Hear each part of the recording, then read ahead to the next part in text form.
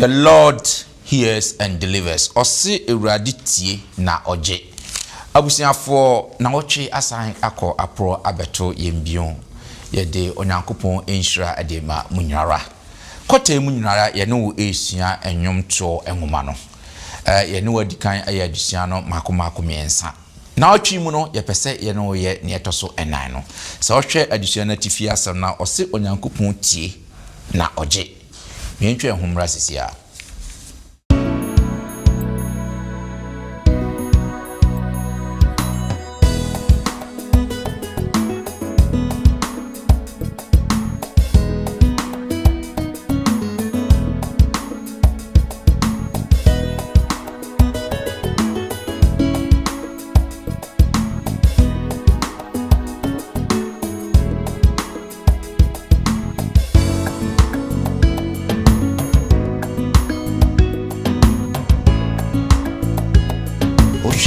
Asem no kronpa echeye adusua no chese Ewurade untie keke how ni we obo pe no san with the resource or the be man ye Christopher ye nsum nyame se na be yo baji ye nsum nyame fi se waje ye nkwan and I said the security emumare no ye hini die he doubles up as a king and a security for us. That's right. Yebesa mamu nyina akwaba se mode mafidie dia to London Ghana memenda akwanwe for Sabbath school and afi chosemu empensemu se de medi kanka ye no yegusuara ye hwe enwomto enwumanu na otwe mu de no adusua bia ebeboa ye mpa na no kwasem se emunsu edepa ye ose onyankopon na se Ewurade tie na afi nso oje maboafo no aye krado wa hase badansa na no mienkotie enwum emra sisia.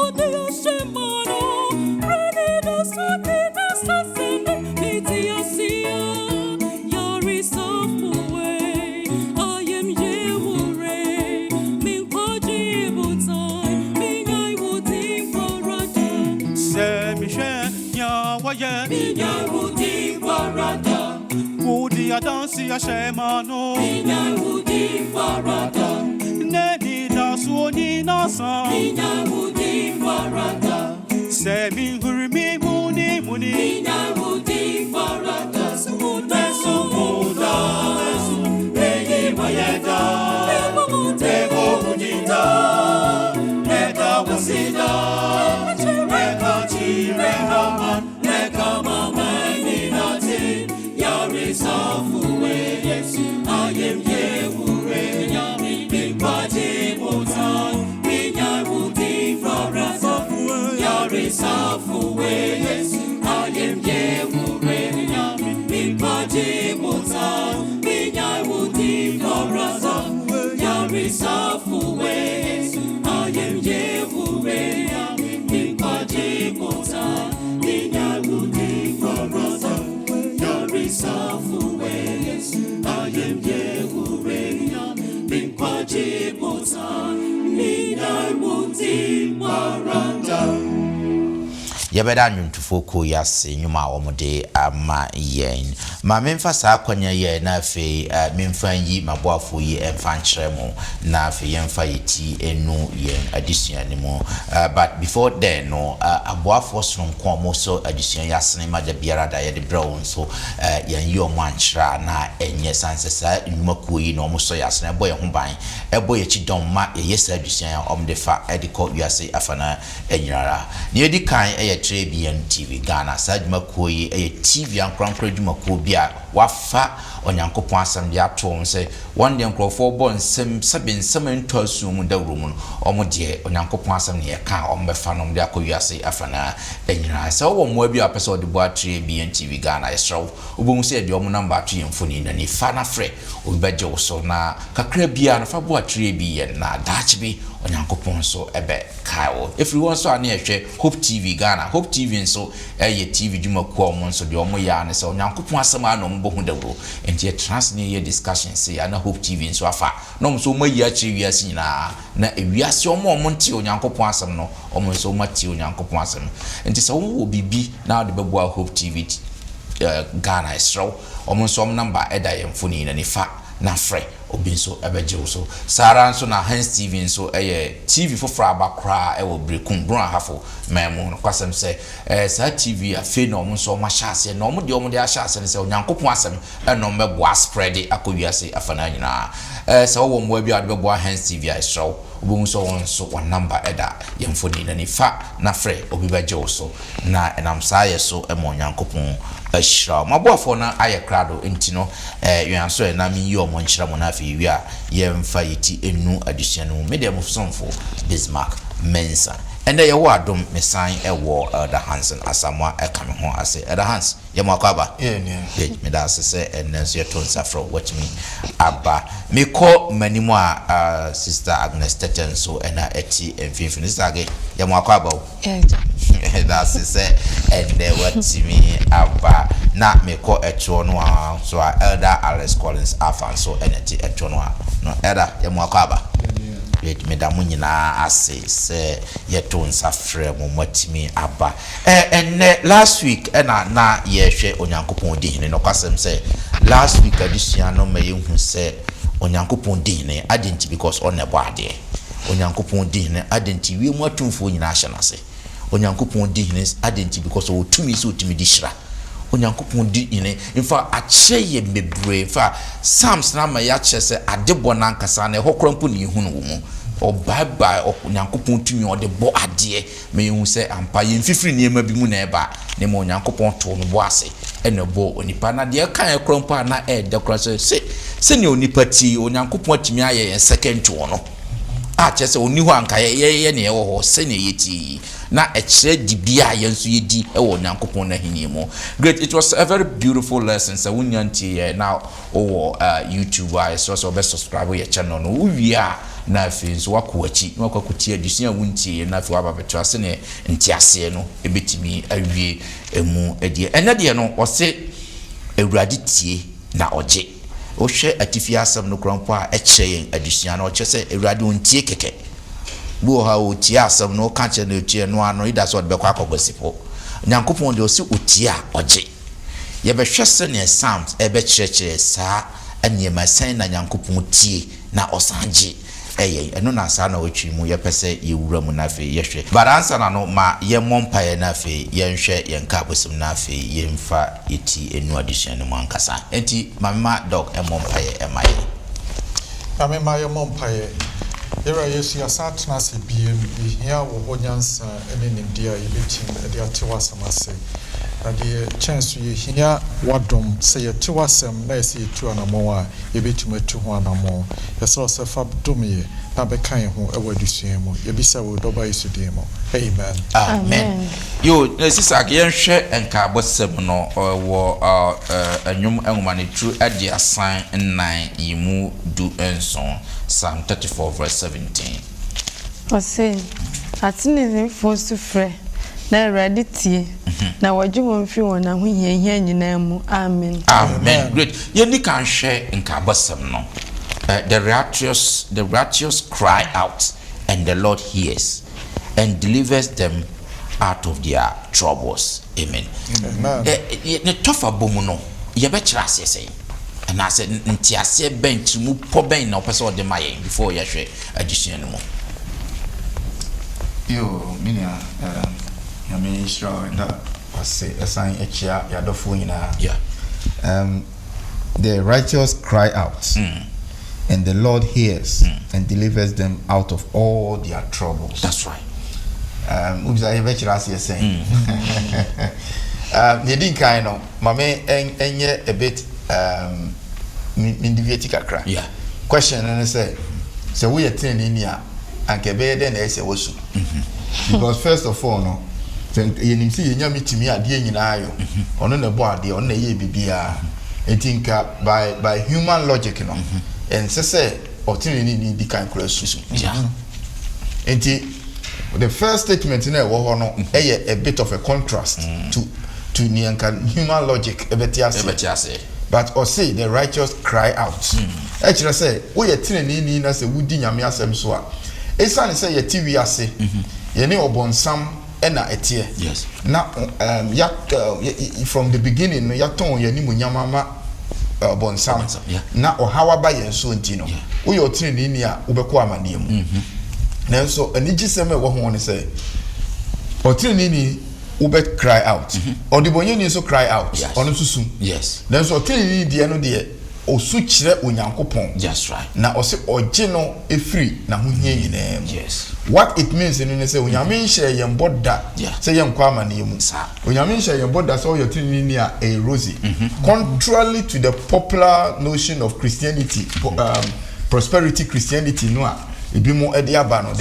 fact, the more you are being righteous now, the more the world will hate and put you into crying mood. But usua also nyankopon oje wo free ni nyina. That is our hope right from the beginning. Yadi wura yadi suggestion. Yo me da say opening hands and say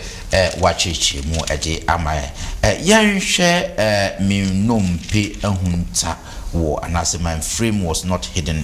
from you. Cry out ni bi yenhwe senior Sam wacheche mu ewo hono mo na yenhwe addition between from first of all sister give share Psalm 139 verse 1 no eba no kakra na yenhwe senior wacheche mu hono mo asin erade wo hwehwe me mu na wo hu me wo na wonnim matena sie ne me sorry wo hu ne madwene mu akirichiri wo hwehwe me nantie ne me namu na wonim makwan nyina mu yie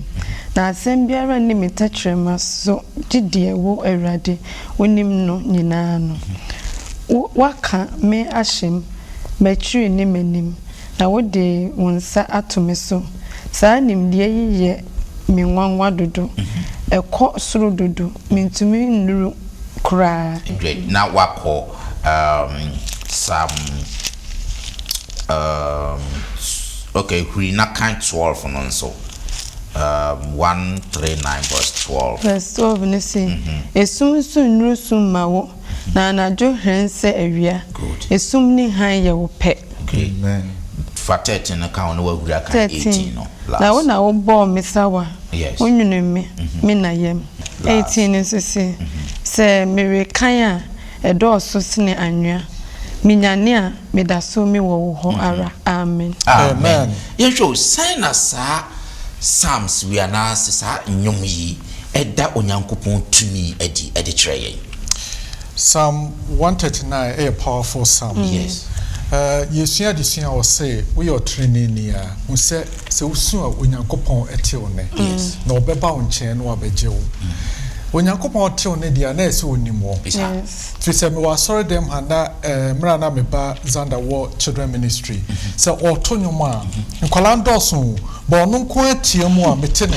ne fi say o ye me ba me na tena fi and na some kire say mra Garden of Eden ye nwene ye to ho ye lifeless body na nkwakura anim no na onyankopɔn wo ho onyame na nwene ye onyame na ma ye nipa na some kire ye say onyame nim ye say onim ye free ya shase enti se wusu a odofo obi a onipa a wo ye otrene ni se wo call how bi mu a enwen se onyankopon ente woni na the beauty of Psalm 139 ne kra ne say sometimes wo ho you were two groups of people yes you will binum a omade omo wo sika on person boa ni binum or they are looking out for omo here moa but omo nim the people omo here moa no yes enti difficult to connect omo riches no to say omo boa omo here moa yes there were some people so a omo so enim omo a omo here moa no pa yes omo person boa omo but they don't have the means yes but there some more can say oh ye nyame a yes some no there he knows us yes and that was how with the means to minister to our needs. That's right. Yeah, how ni way no or pay no sound with the resource or the bemaye. Yes. Inti or tres or how be our come no onyame te one. Yes. Onyame te wusu a wusu na brepam no onyame beba on chain no abeye we bisade amao. Amen. Amen. Just a small inca elder here. Yeah. Say Psalm 139 verse 15. Yeah. Can 15 here verse 15. Topic. Yeah. Okay. Verse 15, or say, 15 na me no mpe ahintamu bra wo ye me ahintamu no na wonwene me asase mu ton no amen also my frame my bones my inner beings did not hide from you. That's right. When you formed me, even in the innermost of the earth. That's right. Yes, or you see metaphorical statement to be. Actually say right from the time was sebio ye sperms. Yes. Na ye young form say ye nipa kura no. Before the scientific formation no na onyame o eden onim yen. Senya osan kan we yem muja toa eda wo na yem no na menimu na o say ebi mu ho a omuhunu saa asem say e frightening yes say obehu say nyame ni bibia every secret nka ye benya ka yetimi di bibi hide no kakra ke ko she ba bi na ka yetimi aye bibi na ye de hide na ya ba nyame ya be popa wo na ye o say dey bi but nyame de ye yetimi nya say no people see it as frightening rather yes but no additional de maye ni say e say ye anigi say maye rather say e be ye ehu amaye if he says ye nyame a onim bibia in the New Testament in Hebrews or say na ade nyina ho da ho na su abuebue e wo ne aye ne no e wa asem nanim there is nothing hidden before God but eno no nyese maye suro e say maye ni ji say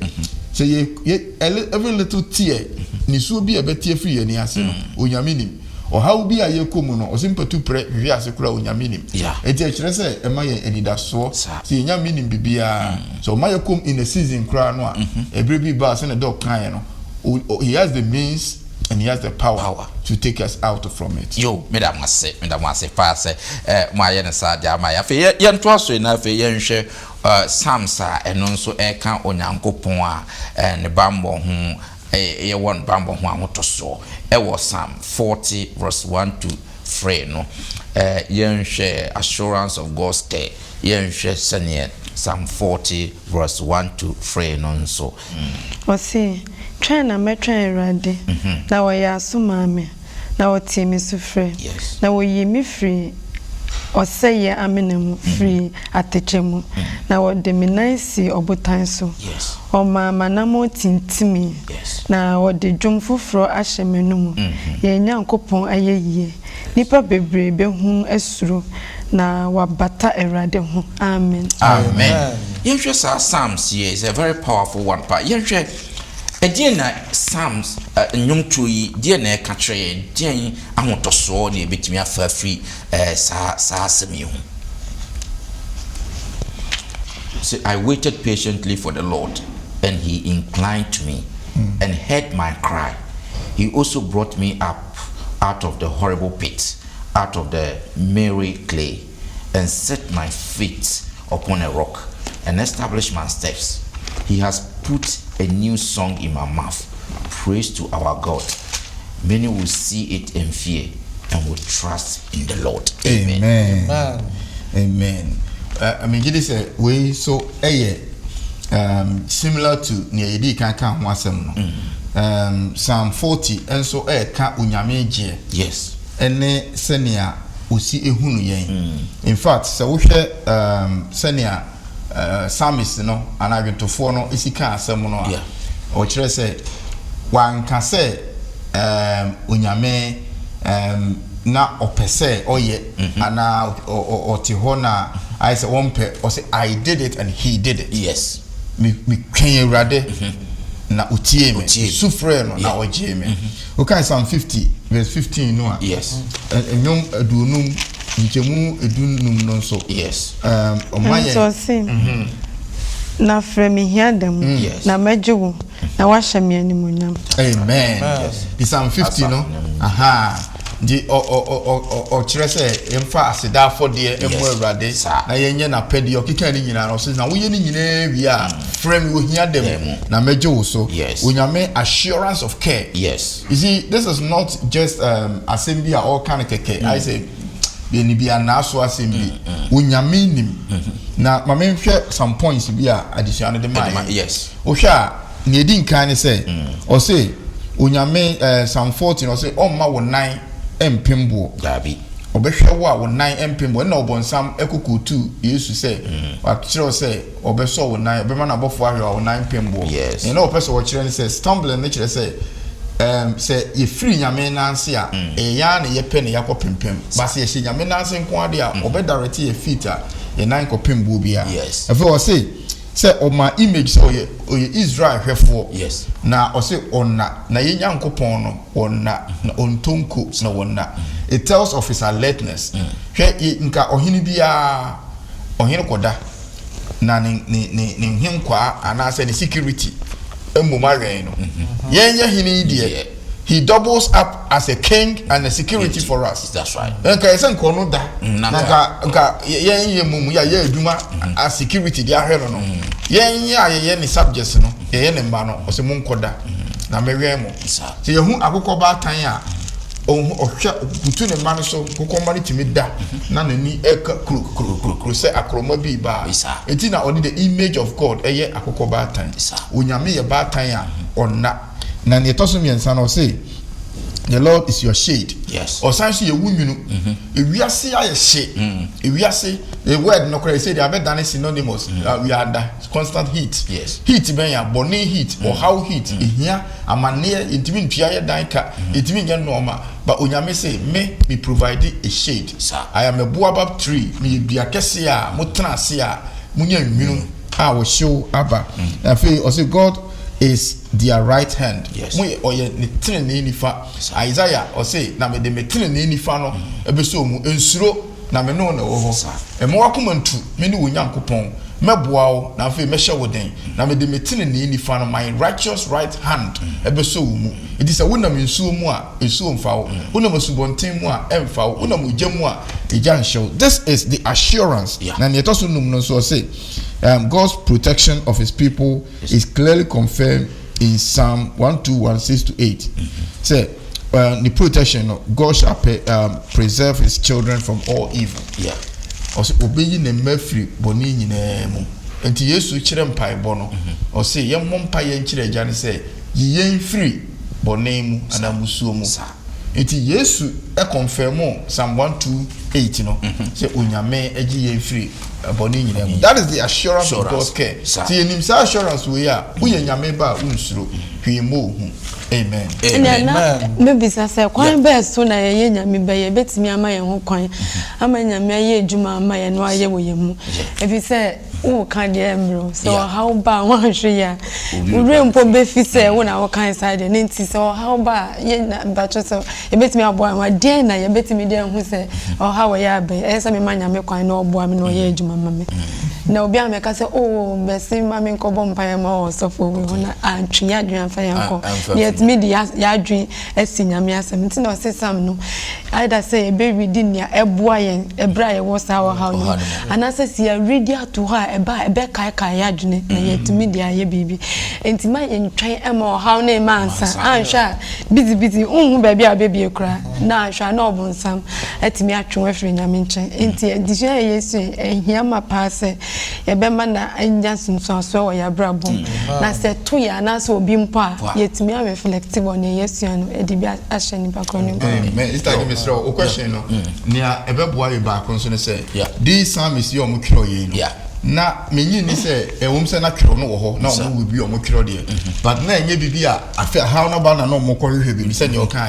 it was their experience with God omo ni nyame so ehunu e na omo to ho dwom e de ama yen it yen so esese ye nya sa su ehunu no to ho say na last na me preacher na me kan no prayer is not the prayer room is not the fire service room. Yes, a jana to mo wi no na ye ba ho. E se ye ni nyame nya sa ahwenko fa no.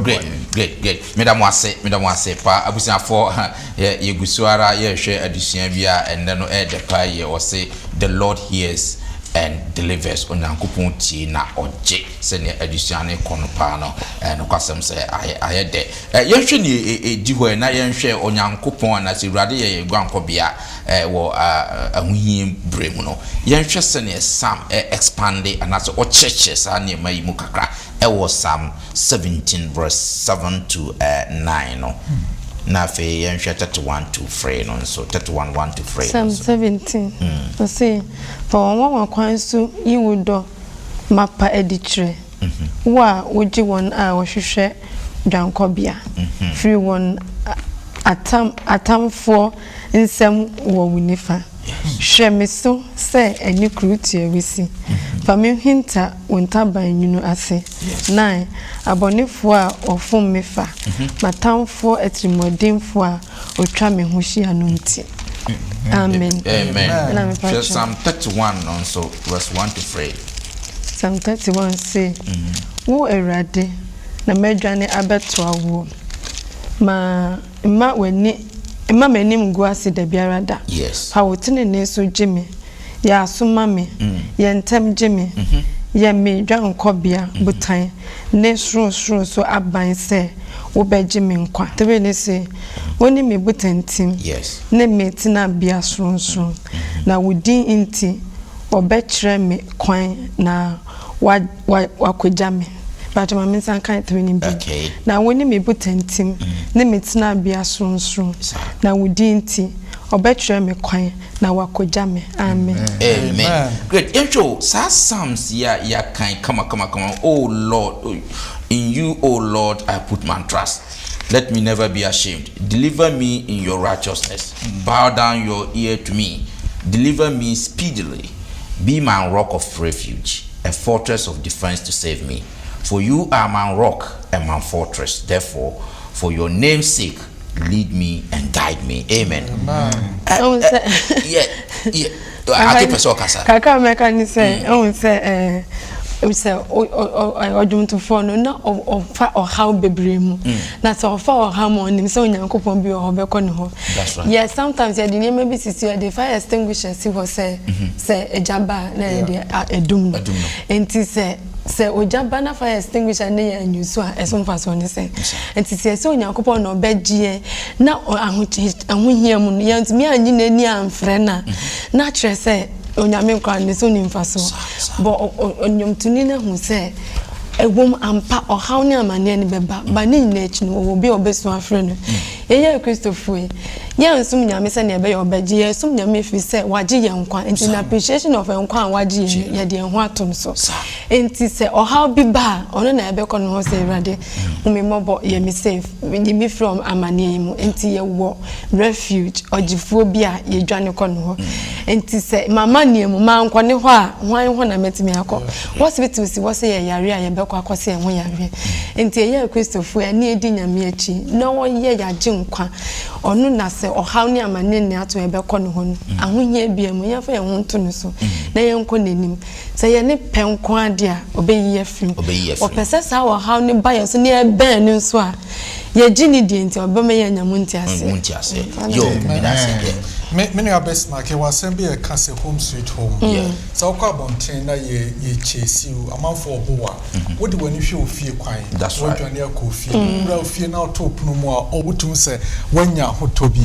enti na se obi ye bone na please for hwe na the first place omoko any the fie because only say ehu aba no so no obedwane akofie apɛ home na sam e ka kire se onyankopɔn any baabi a say ye hu kire wiase mu haw ne amane ebu ye so na ye hu baabi a de etibekɔ a wo se dwane ko nyame nkyɛn na dwane ko nyame nkyɛn no de na woka enye se bia onyankopɔn ewo some place bia wo dwane akɔ de some kire se dwane ko onyankopɔn nkyɛn abra wo ko onyankopɔn asem mu enti se wo ko haw mu wo ko amane mu se wo ko hospital na se doctor emma diagnosis bi na oyemu hihyewa some say dwane ko onyankopɔn asemu ubon so onyankopon asem bo ha wo say odwen wo ho wo besa oyare onyankopon asem si obi yare a na amofre mpanyimfo ye mmompa ye mamo se wonya asem bi na edu kogina court na wonhu de obekasa amawa sam say dwane ko onyankopon nchen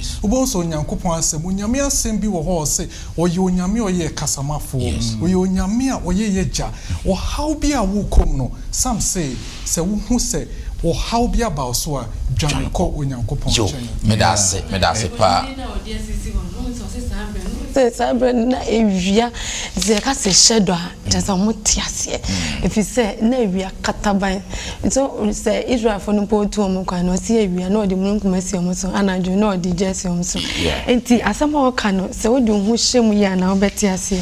na se sometimes na ekon ho enti wo gwanko bia bia akwa se okon ba enti komom enewias no how ni amane adoso enti se o how ni ahokyere ne ba onyankopon tabayase na ebetimi akodwane akɔhye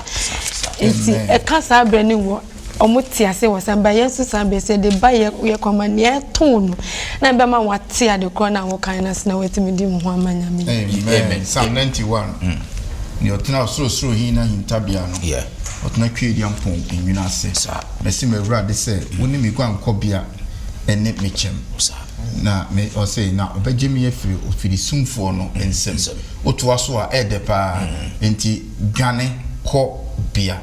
say na elder kan no it's not a place geographical place is the presence of God baby nyame wo bia no and it's a wukona se mu na wote nenka enti being obedient to him and knowing where he is and no ne gwankobia or how biara mu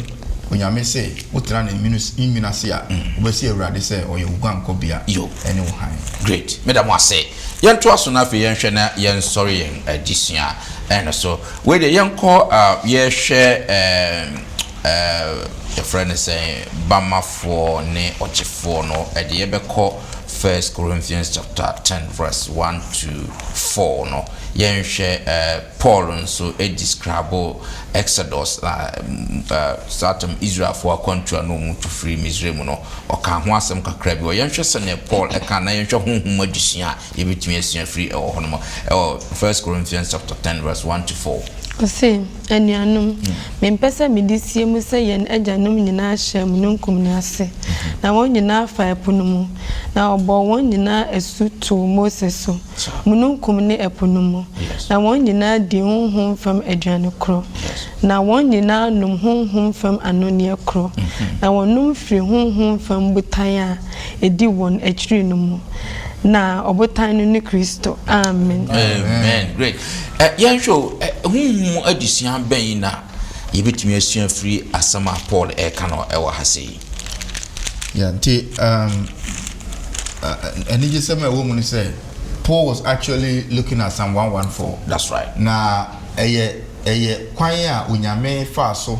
eyi Israel ma nipadodo emmoa ejapade a obo mo ho ban a obia ho anka e wo sabre no so na onyame abambo ene ne nkunimdie no ade a ese ye hye ne so say any limit onyame sanya ni tumi tie no sa na ne bambo tie yes nti Paul enam Korinto formuma 1 Corinthians ni so kire yen say onyame enam kwan bi so ebo wo mo ho ban efiri Egypt de wo mo eba bosha asase ne so the only time they perished was when they became disobedient. That's right. It perishing was not because na onyame ntimi mo mo ban but he couldn't walk with them. His son said na omuntie na sem omo mutie na sem no obo mo ban a wo se omo onanse mpaboa kora na antete omo ho ntade antete da he said 40 years no omo koduru yes it is the question a yebisa ye ho ne say kwan ben na wonyame efa so a enenso in the spiritual journey from Egypt to Canaan honhom akwantu a yetu efiri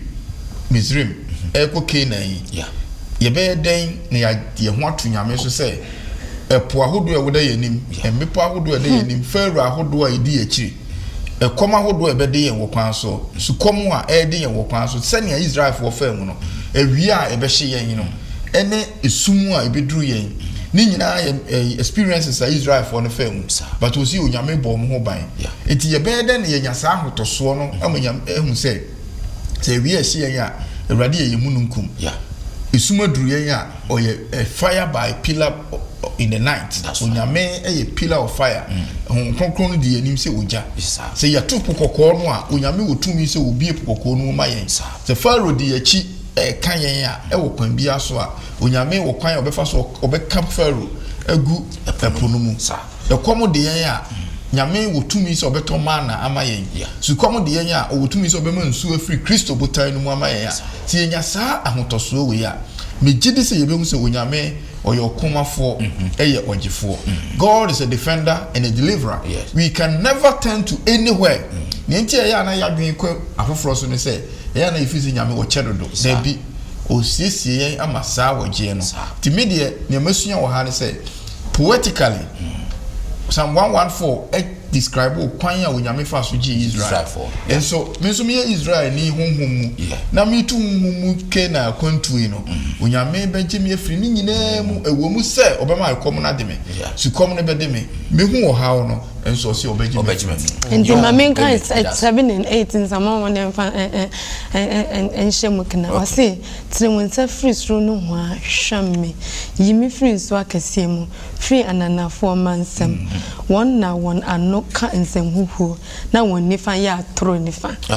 because obi right hand no en na ye na ho densa onyankopon de ne ye no kre but we asem de ni hu no ya tro de so di Israel for na yen so obeji amen amen ya hwe asem bi se dia wie na fe yen sori yen adisuan no so we no ye hwe mmoa efiri ntomadan no mu yen hwe babia ye timpenten kwa na ye ti apene ya babia mmoa efiri basane Psalms no anasa nyum tuon man eche no Psalm 3 verse 4 na fe yen hwe Psalm 14 verse 7 no so yen hwe babia mmoa efiri eba 3 verse 4 ne say de menemi sumi frerade na woje me sufri ni bepo kronkron so amen amen yen hwe 14 verse 7 no so 14 verse 7 no I say nanso say why na odi Israel enkwaje be freeze yon aba da erade de ni man ajapade besane aba no ye kobedi ahusie na Israel ni agye. Amen. Enti afutu oban ne betumi agina sa sam yi so ede ama obi asamre yi o tu o hawa kontu bi a ahye no so na wo hu de obey no. Psalms here ya kan man crunch. Yeah. Say o how be a wo no.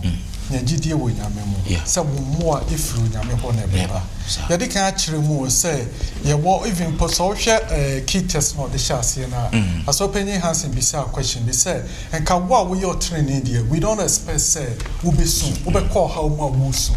Nanso sa situation wo be come sa. If we are see a Timonto say yes to Bebano, or how be brave bebum, Nanso Onyankopon nam Sam no so, she in crying say, ye mua if Runyameho, or the four would ye, Ebia Samri, who call how be more, Ebia war Yare bidao so, Ebia or worry musem, Ebia or matiti, or Juma, or how be a woo come no, Onyankopon nam Sam ye so, she in crying. So Onyankopon nimo, or no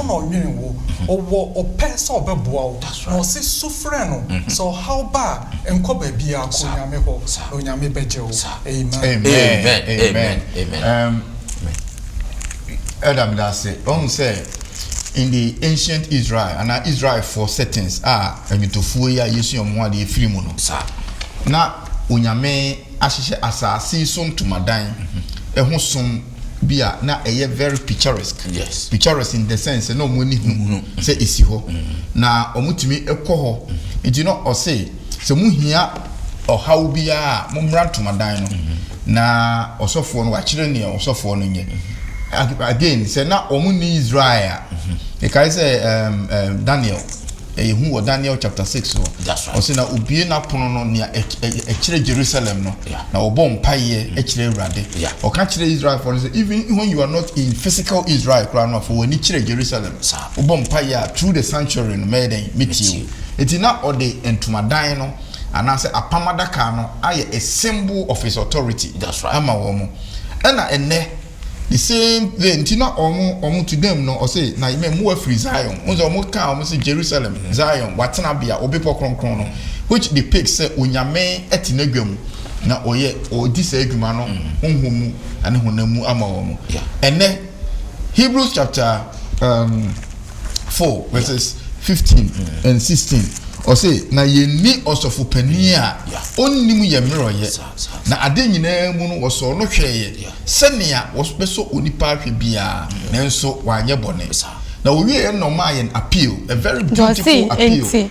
mama ye fa nam mra adoma yenwa no anim na ye nya mobro hu na ye hunu adom na ye bresemu aboaye. Amen. So let us come boldly to the throne of grace that we may obtain mercy, that we can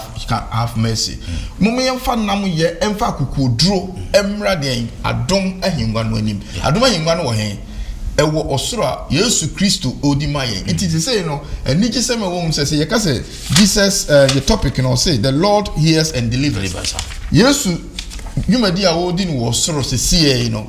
enye sabio you can say the investigative judgment and now say the pre-advent judgment enye just a matter of judgment you it is a delivery work and wo you know sani na tete no na ntomadan no mu onam so de ginkwa na ode etie esufre no Yesu enti na o say ye ni osofopani a onnim ye mroye enti esu bi a Yesu emroye bi a ye wo mu o how bi a ye famu amane yade akonanda bi a wodofo ye wo mu no enwom mumai ene kire yen say in ye nimu no Yesu Kristo nso ewo osoro a odima ye he is not just there as a high priest he is there as our deliverer and king utie yen na oye yebisade ama yen yo na ne America ni say enye ye bibia ye yo onyankopon ne do ene na dom kuto na odigi yen enti muma yen ti na se na enye sitie ma no na ebresem no obegye amen amen madam ase pa se mama mo kwa na twedi ampon yankopon de mo ayadwuma agidifo ne adofo no mo monso madam ase so kwa so se mwanya abotre na mo de mo fidie e de ato mo anchim mo fidie emfam free London Ghana memenda kwan for Sabbath school na fe trose mo pense mo adusua de abrewi e de etoso ennan se ne yenim no kwate mu na ye hwe Psalms anase enwumtro enwona enne de no ose onyankopon otie yen na wontie yen kwa osan agye yen bi ominim ye se watie adusua no yina be pie na fe de akwakopo bra ma yen kate yen na mema dog ensan hira so emaye amema ye mompaye yera yesu da wase adusua de amaye ni agye wa maya men efise wa hye ye bo ewa adusua mu se how bia ye kom no wo ye onyame adwen ye ho wo ye onyame a se yesu a wote ye ne efise wonim ye wo na oboye na ohwe ye so Mr. Bebre se Yesu Kristo said emra yesu adusua yi se oba bi call how bi mu oba bi tete oba bi de how bi edana koma so abrinyi na ode ba ho a Mr. Bebre se hunu mobo na gina wasem so na se wahye ye boss yesu a obeti ye ne na wa ye bisade amaye no Mr. Bebre se ye o ma bisade amaye kan ye ho na boye na boye ho ba abrinyi na efisi ye bisa we e wodo ba yesu de mo amen amen